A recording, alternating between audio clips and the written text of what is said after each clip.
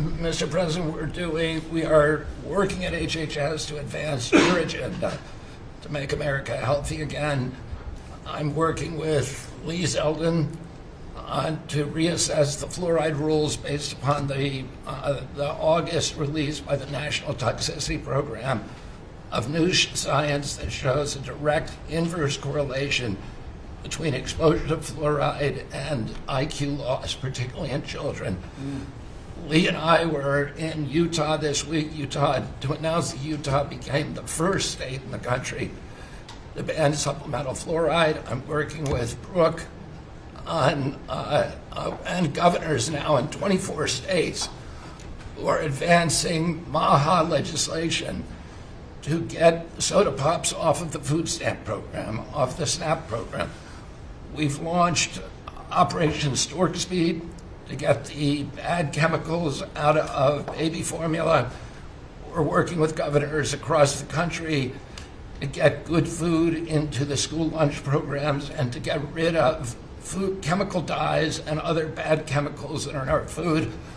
We've shown now that this directly affects academic performance, violence in the schools, and mental health, as well as physical health.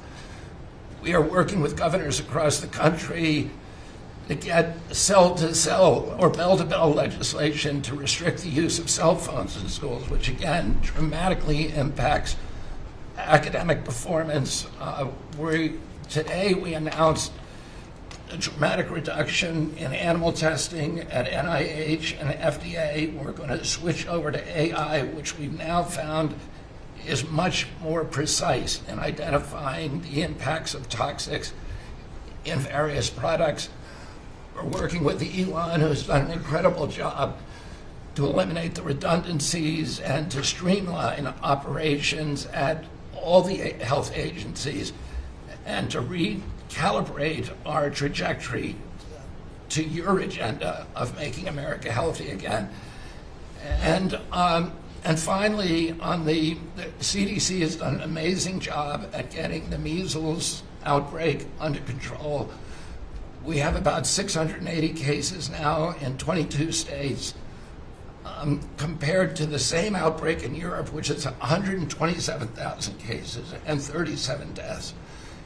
Our numbers in this country have now plateaued. And I want to thank CDC for that.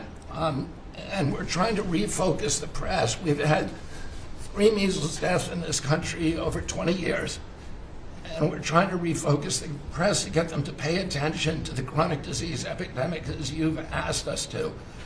We have now 38% of American youth are pre-diabetic. This was unknown 30 years ago. Every child that becomes diabetic, there should be a headline about them. We have 100 million adults who are pre-diabetic or diabetic.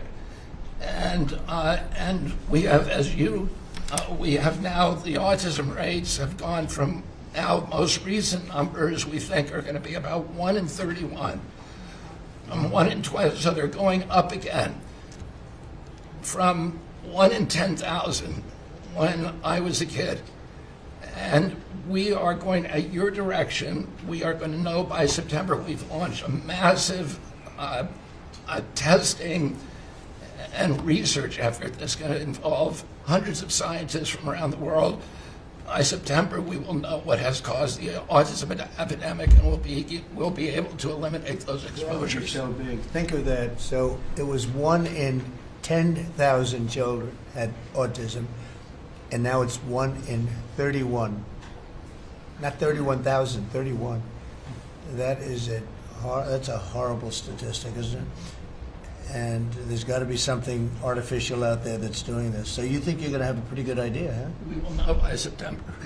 There will be no bigger news conference than that. So that's it. If you can come up with that answer where you stop taking something, you stop eating something, or maybe it's a shot, but something's causing it. It can't be from 10,000 to. Can you imagine that, Marco? That's a big number. Thank you very much. You're doing great. Thank you, Bobby.